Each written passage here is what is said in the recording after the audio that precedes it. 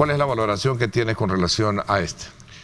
Bueno, en primer lugar, hablando desde la postura de las organizaciones de sociedad civil, obviamente, y esto creo que está de más decirlo, pero hay que recalcarlo, dada la tergiversación y la manipulación de lo que nosotros hemos señalado por parte del gobierno y sus personeros, nosotros de ninguna manera estamos a favor de las pandillas, de la criminalidad. Obviamente no podemos avalar este tipo de comportamientos.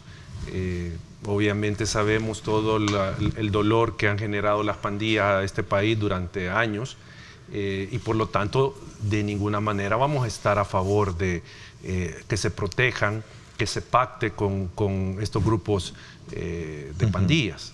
Eso en un primer momento, porque creo que es importante decirlo. Dejarlo bien claro, es decir, sí, cuando alzan la voz para expresar sus comentarios, sus análisis, no es que estén en contra precisamente de, o a favor, perdón, de estos pandillas, grupos. Exacto. Pero dicho esto, esto nos lleva a también señalar que cualquier acción gubernamental debe de estar amparada en la ley y en la Constitución de la República y debe de respetar derechos fundamentales de las personas independientemente de quién se trate, porque este es otro de los aspectos que también se ha tergiversado. El régimen de excepción, por su gravedad, por lo que implica para el ejercicio de los derechos, no era la medida que se debía adoptar para combatir la criminalidad, porque estamos hablando que un régimen de excepción es precisamente para situaciones excepcionales, que salen del control normal de un Estado. ¿En qué quita, en qué afecta y en qué no afecta? El diario vivir, sobre todo porque yo se lo preguntaba el día de ayer precisamente a la ministra de Turismo y decía que bajo un estado de excepción aún, mira cuánta gente salió. Es la gente buena. Estuvimos en guerra 12 años, Ernesto, y las playas estaban llenas. En guerra. O sea, la ciudadanía tiene que vivir y al final uno se normaliza ciertas situaciones que no debería de pasar, pero eso sucede. En guerra, recordemos las playas, cómo pasaban de abarrotadas en la guerra. Cuando uno podría decir que esa es una situación sumamente extrema, hay denuncias ciudadanas, la policía puede proceder contra estas personas sin estarles avisando que va a llegar a hacer un operativo para detenerlo. ¿Sí? O sea, ¿a qué es lo que queremos llegar, Ernesto? Digamos, para concluir, digamos, esa idea. Las fuerzas de seguridad pública tenían, con la legislación que estaba vigente antes de entrar en el régimen de excepción, tenían las facultades, las herramientas para proceder contra los criminales. Hay un delito, se pide la detención administrativa y se procede contra el que ha cometido el delito. Y no se le está avisando. Entonces, el punto es que no le habilitó algo extra al gobierno el régimen de excepción. Y aquí a lo que queremos llegar es, increíblemente, los organismos de inteligencia del Estado y la policía, en un par de semanas, encontraron a todos los pandilleros, a los que estaban extorsionando, a los que estaban asesinando. Los encontraron, por arte de magia, 2 semanas lo hicieron. Y entonces le digo a la ciudadanía, sí, está bien, muchos pueden decir, los han quitado los pandilleros de la comunidad, pero pregúntese por qué no había hecho esto el gobierno si tenía las herramientas para hacerlo antes del régimen de excepción. Hay temas que son más preocupantes para la ciudadanía, como la economía, por ejemplo, y otros temas que ya al gobierno no le estaban rindiendo dividendos electorales, como el tema de la pandemia. Ya la pandemia pasó a un segundo plano, ya no le genera apoyos al gobierno, o sea, ese tema ya la ciudadanía lo dejó de lado. Entonces necesitaba retomar un tema. El gobierno debe de actuar conforme a la ley, conforme a la Constitución y no abusar de sus facultades. Ese es el punto al final. Aquí se trata de que hay leyes que limitan el ejercicio del poder del gobierno. Hay leyes que protegen nuestros derechos y eso es a lo que están obligados los funcionarios. Aquí no es que si no temes, no tenés por qué, si no debes, no tenés por qué temer. No se trata de eso, Ernesto. Aquí, si estamos en un régimen de leyes, si hay un Estado de Derecho, no se puede venir y argumentar eso, porque ¿por qué va a venir el gobierno a intrometerse en mi propiedad? ¿Por qué va a venir a intrometerse en mi intimidad? ¿Por qué lo va a hacer si yo no tengo ninguna responsabilidad de nada? Aunque yo no haya, o sea, como digo, no haya cometido nada. ¿Qué le facilita al gobierno involucrarse en esa esfera jurídica personal que todos tenemos, nuestros derechos? ¿Por qué lo va a hacer el gobierno? La única forma de que el gobierno pueda interferir en nuestra vida cotidiana es si hay un indicio de que yo he pertenecido o yo he cometido un delito. Ahí sí hay una habilitación para que el gobierno venga y se intrometa en mi derecho. El gobierno debe de seguir alimentando la narrativa de la guerra contra las pandillas. Y por eso esta ley. Ese es un primer punto. Y lo segundo es que las disposiciones de la ley, hasta donde yo leí ayer, implicaban que no se debe utilizar o se puede evadir la utilización de la Ley de Adquisiciones y Contrataciones del Estado, la LACAP, para generar, digamos, mayor capacidad al sistema penitenciario. Está bien que se construya centros penales, o sea, creo que ahí no está el debate de que si se tiene que construir o no centros penales. Acá el punto es la forma en que lo van a hacer. De nuevo, vamos a la forma. O sea, en realidad creo yo que la ciudadanía tiene que ver eso. Una cosa es el fondo del asunto, que es darle más capacidad al sistema penitenciario para acoger a reos, y otra es la forma en que lo van a hacer. Ojo las preguntas que pero también hay que resolver el problema de la inseguridad. Dile a tu panelista, dice de Juan Diego. No, si es que yo no he dicho que no se resuelva. Un problema histórico que ha venido golpeando fuertemente la estructura económica de este país. Hay que resolver. Es el tema de la delincuencia. Sí, y esto no es de hoy, esto es de lo que ha venido creciendo desde hace los últimos, 4 o 3 décadas. Sí. Desde la época de los 80 que comenzó. Nadie está en contra de esto. El punto es que el gobierno ha estado engañando a la población durante casi 3 años, diciéndole que están más seguros. Ese es el punto, y no había un plan en realidad, y lo que hablábamos, ¿cómo de repente el gobierno tuvo la capacidad de detener a todos estos criminales? ¿Por qué no lo había hecho antes? ¿Qué lo detenía? ¿Por qué no lo había? ¿Cómo los detectaron? Milagrosamente los detectaron y lo fueron a sacar de donde estaban. ¿Ya? Entonces, ¿por qué? Porque no estaban haciendo la labor que le corresponde al gobierno.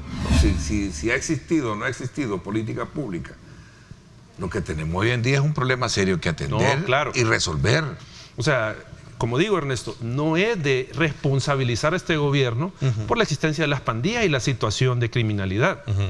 Pero sí se le puede responsabilizar de que en 3 años no ha atendido el fenómeno como debe de ser. Esa sí es responsabilidad del gobierno. Nosotros no somos oposición.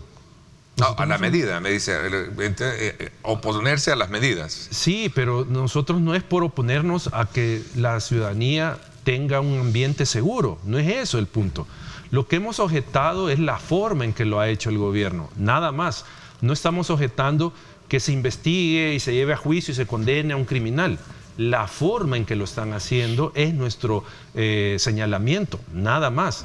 Bueno, un aspecto importante que dejan claro es que las construcciones de nuevas cárceles tendrán como punto de requisito estar lejos de centros poblacionales, ¿verdad? Entonces eso es un punto bien importante porque ha sido uno de los grandes problemas que han tenido también muchos habitantes que han tenido los centros penales a la par. Eso es positivo, solo lo que hay que atender, Ernesto, es quiénes van a ser los beneficiarios o las constructoras que van a beneficiarse de esta ley. Eso es lo que hay que ponerle atención. Bueno, ¿quiénes van a construir eso?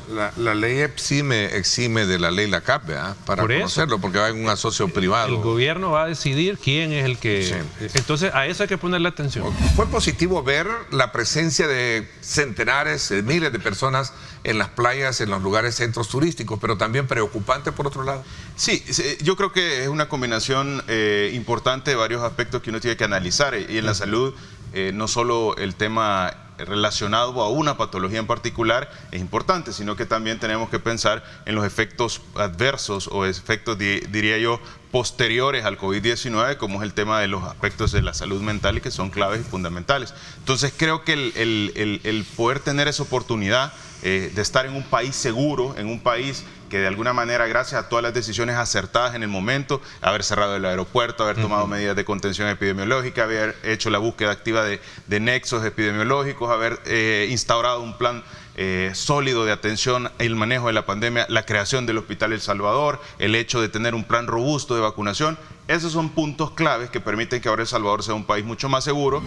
Ahí tenemos el pico que tuvimos la vez pasada, ¿verdad? Que fue bastante preocupante, ¿sí? Y de ahí nos venimos hacia abajo. Es correcto. Esa elevación obedece a la variante de COVID-19 Omicron. Correcto. Okay. Luego de eso nosotros observamos cómo hay una disminución sostenida, una disminución que llega incluso a reportar 12 casos confirmados por día. Justo en el periodo vacacional, el 9 de abril, teníamos 12 casos confirmados por día. ¿Esto qué quiere decir? Bueno, estamos en una situación en la cual en este momento el COVID-19 no está generando interacción, no está generando en todo nuestro muestreo de tamizaje, no está generando casos confirmados o transmisión alta en el territorio. Esto es relacionado a la muestra que se toma de los tamizajes, como todos sabemos, porque no se trata de un tamizaje nacional, pero sí se trata de un tamizaje que tiene una representatividad fuerte que ahora nos posiciona al país cerca de 2 millones de PCRs de tiempo real realizadas, que es un dato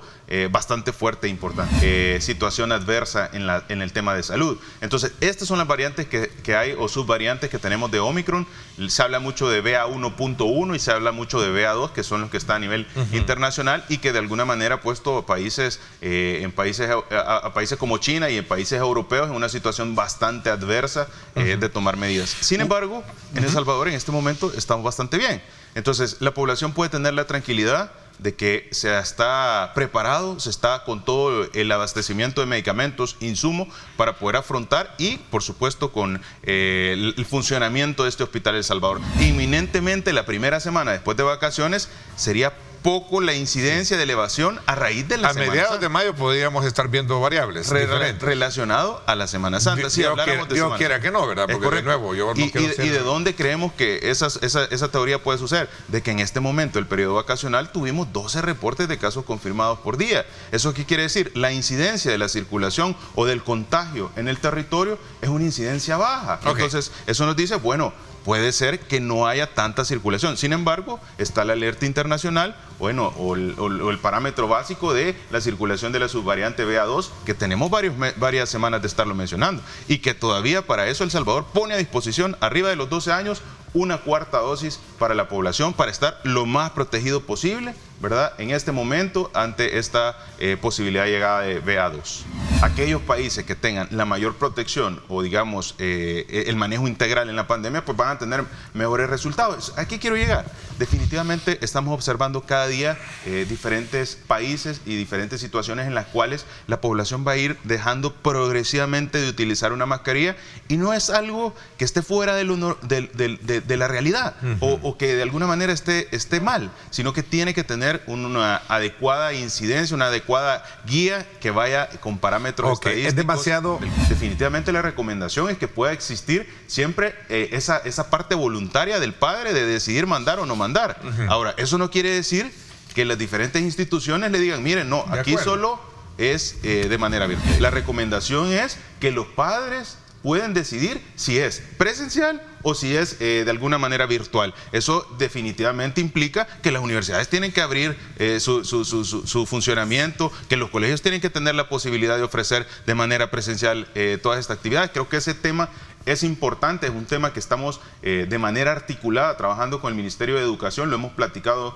en muchas ocasiones con el ministro y con todos los equipos técnicos para que de esta manera la población pueda tener congruencia a lo que está sucediendo con la epidemiología en el país y con otras situaciones como ustedes lo mencionan. Parte de la actividad o de las atenciones médicas que todo el personal debe brindar está contemplada el escuchar al paciente, el saber qué es lo que está atravesando el paciente para poder identificar una base existente de algún trastorno psiquiátrico, de algún trastorno psicológico o de afectación que pueda poner en riesgo la salud de esta persona. Y usted dirá, bueno, y ahora hasta son psicólogos. No, no es que sean psicólogos todo el personal médico, pero es nuestra obligación detectar una situación de depresión o de ansiedad y pues poder tomar las medidas pertinentes. El dengue es un problema que también ahí está. Y claro, el caso del COVID nos ha mantenido entretenidos, que nos hemos olvidado que año con año somos impactados precisamente por el dengue. ¿Cuál es el estado actual del dengue en el país? Una situación importante, el dengue forma parte de las arbovirosis que afectan año con año al país. Definitivamente hay algo que afecta bastante con el crecimiento de las arbovirosis y es las lluvias. Y más cuando las lluvias son alternas o intermitentes. Eso quiere decir que llueve un poquito, se para y de repente al tiempo vuelve a llover porque se generan acumulaciones y esto genera criaderos de zancudos. En ese sentido, identificamos un incremento de los casos sospechosos. Un incremento de los casos sospechosos en relación del año anterior y se realizó pues nuevamente año con año. En los últimos 3 años se ha intensificado las campañas de atención e identificación de criaderos de zancudo y por supuesto destrucción y acciones antivectoriales integrales.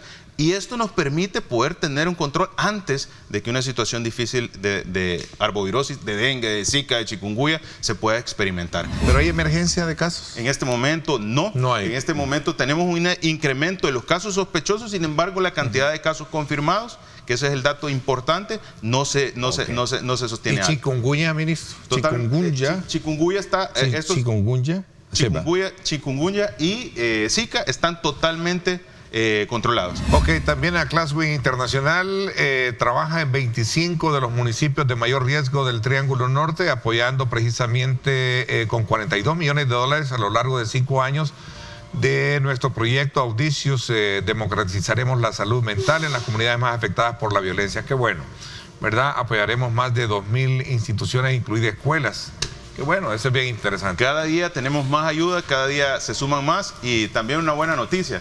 En los próximos días esperamos también la llegada de otro equipo de urólogos especialistas de primer mundo para una jornada de procedimientos urológicos en el cual vamos a aplicar la tecnología de punta para poder ofrecer estos servicios y poder disminuir la mora quirúrgica urológica, que es otro de los puntos claves. Nuestra meta es hacer accesible, fácil y sobre todo en tiempo oportuno la salud a la población salvadoreña y cada día que pasa el Ministerio de Salud tiene como meta mejorar y ayudarle a la población salvadoreña. Urológicas es riñones, próstata... Riñones, uréteres, uretra, próstata, el tema de la vejiga y todo este tipo de problemas complejos. Correcto.